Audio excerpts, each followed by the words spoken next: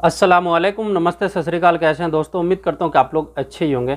आज की इस वीडियो में हम बात करने वाले हैं इंटरनेशनल फ़्लाइट अपडेट के बारे में। आज है 17 मई और इस दिन का इंतज़ार काफ़ी टाइम से था।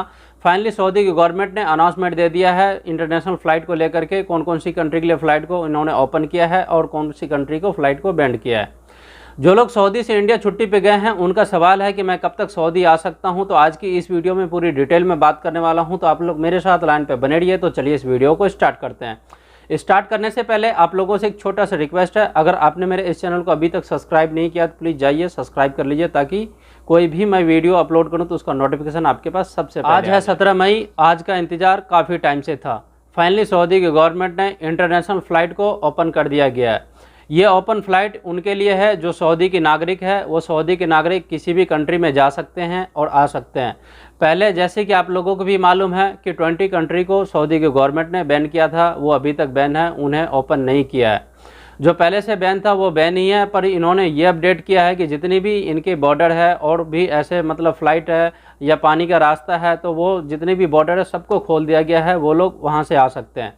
अगर आप सऊदी आना चाहते हैं और जिस कंट्री को बैन नहीं किया है उस कंट्री से अगर आप आना चाहते हैं तो आप बाय रोड भी आ सकते हैं और बाय शिप भी आ सकते हैं और बाय एयर भी आ सकते हैं। जिस कंट्री को उन्होंने पहले बैन किया है उस कंट्री से आप नहीं आ सकते हैं। इन्होंने कुछ अपडेट भी दिया है इन चीज़ को लेकर के। बहुत से भाइयों का सवाल था कि ये जो 13 कंट्री है ये कौन कौन सी कंट्री है। तो ये कंट्री, इस पर आप देख सकते हैं, इस पर लिखा है the country that Saudi citizen have been advise against visiting are Libya, Syria, Lebanon, Yemen, Iran, Turkey, Oman, Afghanistan. ये बहुत सारे ऐसे 13 कंट्री है। इसके सामने आप लोगों को डिस्प्ले पे भी दे देता हूँ, ये कंट्री है। इस कंट्री में कोरोना वायरस ज़्यादा पाया जाता है। यहाँ की गवर्नमेंट ने बोला है अगर इस कंट्री में जो सऊदी की नागरिक है अगर इंटर करता है तो उसे पहले परमिशन लेना होगा, उसके बाद ही इस कंट्री में जा सकता है।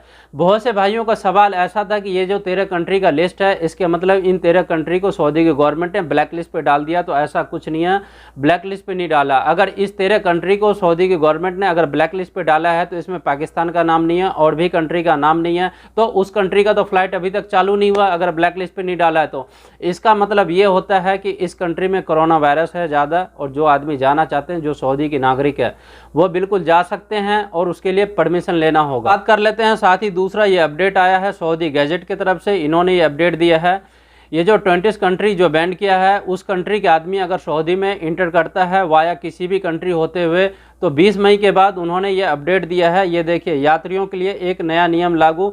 सऊदी पब्लिक हेल्थ अथॉरिटी की तरफ से ये अपडेट आया है कि जो भी व्यक्ति यहाँ पे इंटर करेगा उसका दोनों डोज कंप्लीट होना चाहिए। अगर दोनों डोज कंप्लीट नहीं होता है तो उसे 1 हफ्ते का क्वारंटाइन किया जाएगा किसी होटल में।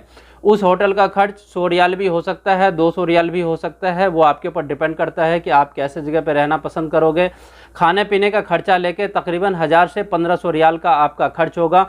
अगर आप क्वारंटाइन हो और क्वारंटाइन के दौरान आप कहीं चले जाते हो काम के लिए और भी ऐसे कोई किसी भी वजह से आप क्वारंटाइन नहीं करते हैं, इस जुर्म में पकड़े जाने पे 2 लाख रियाल का आपके ऊपर जुर्माना होगा। सामने ट्विटर आप लोगों को डिस्प्ले पे दे दिया हूं, आप भी देख सकते हैं। तो आप ऐसी गलती ना करें। साथ ही इन्होंने एक और अपडेट दिया है कि होटल क्वारंटाइन नॉन वैक्सीन, ये उनके लिए है कि अगर आपने दोनों डोज कंप्लीट नहीं किया तो ही आपको क्वारंटाइन किया जाएगा। अगर आपने दोनों डोज कंप्लीट कर लिया तो आपको क्वारंटाइन नहीं किया जाएगा।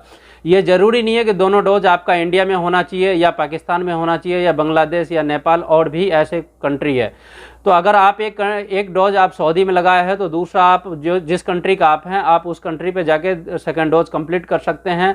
आप इस जगह का सर्टिफिकेट और जिस कंट्री में लगाए हैं उस जगह के सर्टिफिकेट दोनों डाउनलोड करके आप एयरपोर्ट पे दिखाएंगे, उसके बाद आप सऊदी इंटर कर सकते हैं। जब आप सऊदी इंटर करेंगे तो उसके बाद आप ये दोनों डोज की सर्टिफिकेट आप दे देंगे, तो ये आपका क्वारंटाइन नहीं होगा, आप आसान तरीके से आप घर तक आ सकते हैं।